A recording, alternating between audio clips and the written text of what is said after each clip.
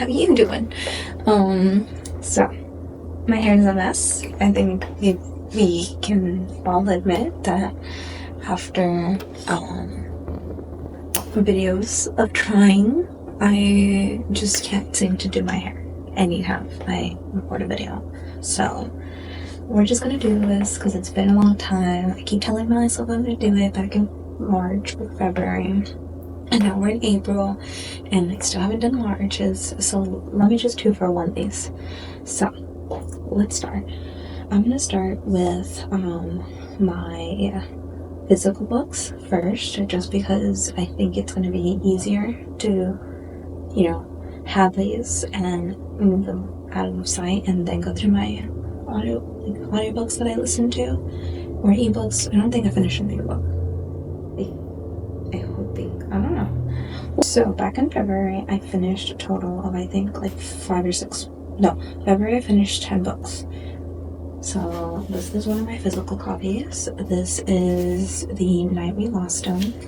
The last time you saw me with this book, I think I was going through my 25 books of 2025, and I was like almost done. I finished it. I actually gave it 5 stars. I thought it was a very great, layered story. It has, a mystery aspect due to the fact that the dad dies by falling off a cliff. It's in that part right here. But layer by layer, as we do each chapter, we find out more and more and more about, the father's life, what happened, and also we find out these beautiful sceneries. And so I gave it 5 stars because I don't like intense. I like everything, but I do like a good cozy, softer read, and that's this. It feels more realistic. And so I would say, if you like those kind of books, this is a good pick for you. I got this for 50% off. It's still sticky from that sticker. The next physical read that I read was Summer Romance by Anna Brown Monahan. This was a 3-star read for me. I think it was a very good story.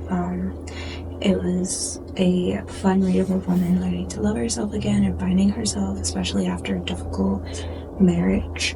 But I do genuinely was my one gripe with this book is that she had more of a personality outside of her love interest and her kids.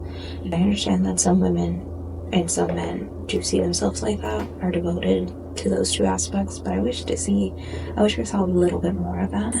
But I give it 3 stars, and I did enjoy it, and it was a fun read. So I never once thought, let me put this book down. My next read is Severance by Ling Ma. This was a very interesting read. I gave it 5 stars. I actually did a full review on my Substack about it. But, this really focuses on 3 lanes: culture, mental, and, the workforce. And I think it was done very well. I think it was a thriller and scary, and to think about it in the concept of COVID, even though it's not COVID-centric because it came out before that, it's just very spooky, and it freaked me out. But also, it had me laughing at some points, and so I think it was a very, very good book. 5 stars. The next book I read, this was my last read of February. I know that. This was a 5-star read.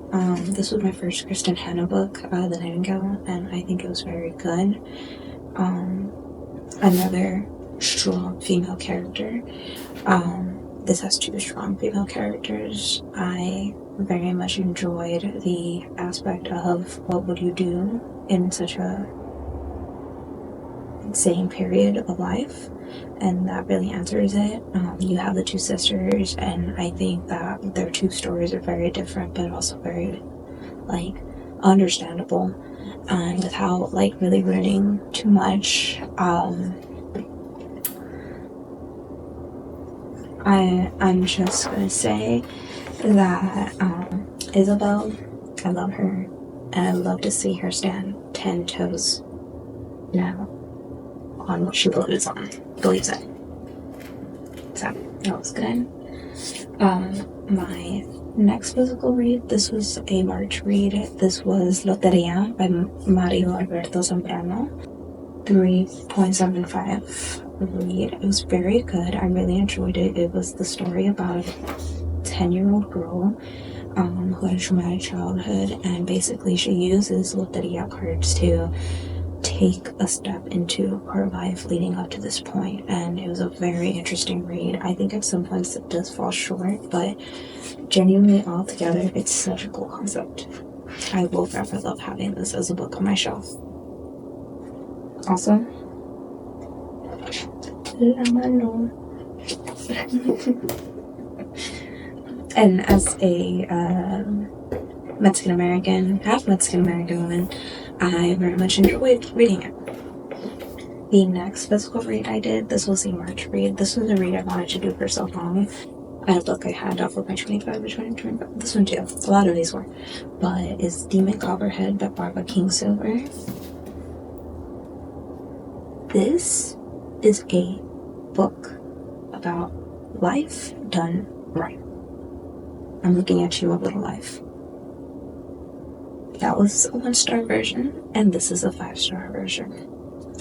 I love how realistic they felt, but also how loved the characters felt, and how even though they went through such lows, it was so beautiful to see them have good moments, but it was tragic to see them have sad moments. This is such a beautiful read. I wish more people read this. I know it's a retelling of a different book, but I love this book, and I love learning about the Appalachia because it's a very interesting region to me since I've never been there. So really, really, I love this book. This was my last physical book for March. I finished it on the last day of March. Anxious People by Frederick Bachman. This is my first read by him. This is an insane book. I never expected it to be the way it was, and it was so funny, yet so emotional, yet it understood. Like, I am anxious all the time, and it understood me to a T, and even more levels of anxiety that I never understood, and it's so beautiful. It understands people, it loves people, and it inspires people, and I genuinely love this book, and I'm so glad I finally picked it up and I finally read it because it is beautiful. And 5-star read. 5-star read. And if you notice, I'm trying to do a good job of not spoiling these books so that hopefully you're down to read these too. The next part I'm going to focus on is the books that I don't have physically on me because I read them either through my Nook library card. I got a library card. Actually, you won't see those until April, but I did get a library card. Or audio.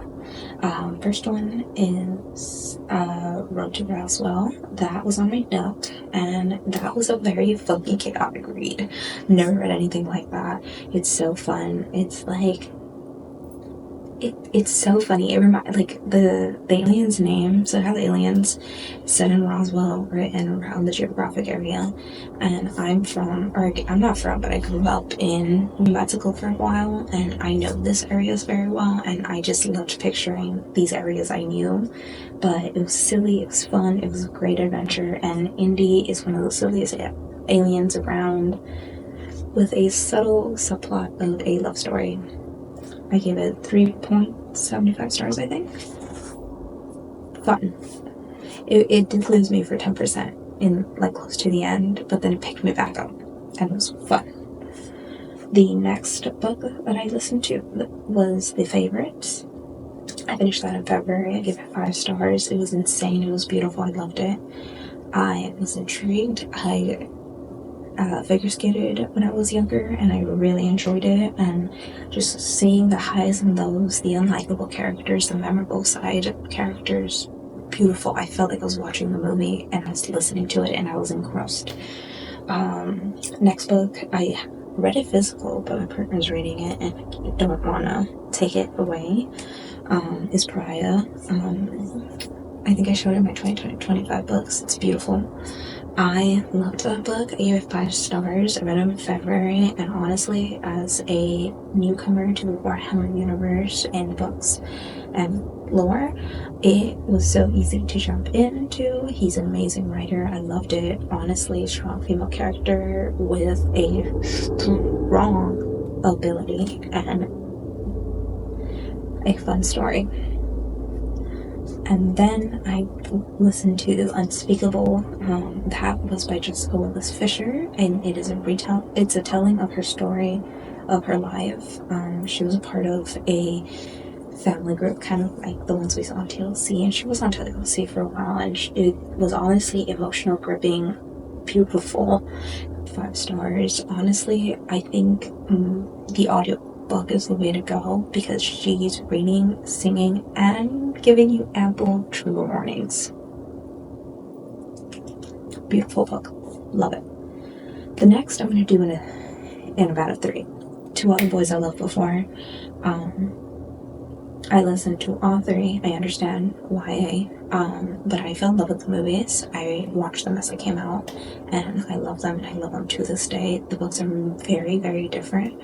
That's one thing I picked up with Jenny Han, because I read the first, The Summer I Turned Pretty, didn't vibe with it. And I can respect them for what they are. The characters are very different in my mind, but I can see how great it brought that Asian representation, and the films and the shows and everything are so beautiful. So first book, 4.25 stars. It was the closest to resemble all of them. And then the second, 3.25, and then the third, 3.5. The next book that I read was Wuthering Heights. That was an audiobook.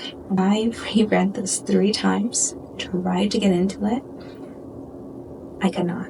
I picked it up because I wanted to read a classic, and 2, I heard that it was a retelling. Like, The Favorites was a retelling from it, and so I wanted to give, appreciation with appreciation is due.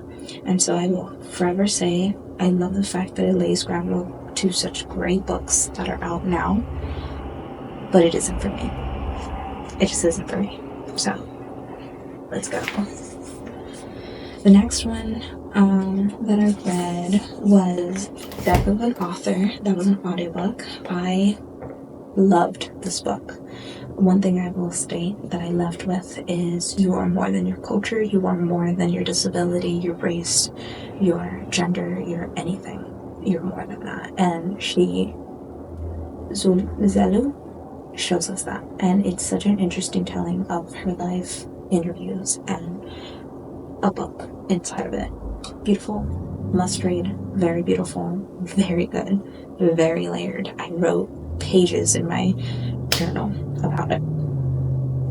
The next one, and I think it's the last one, yes it is I listened to Small Things Like This by Claire Keegan, and that was a 5-star read, and I loved this book. So good.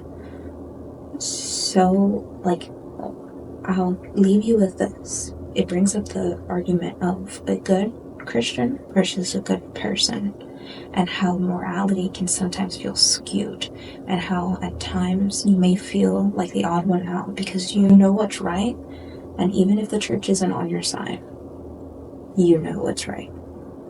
And I'll leave you with that. It is so good. It is so dark. It is so bleak. It's such a short book. It's great. 5 stars.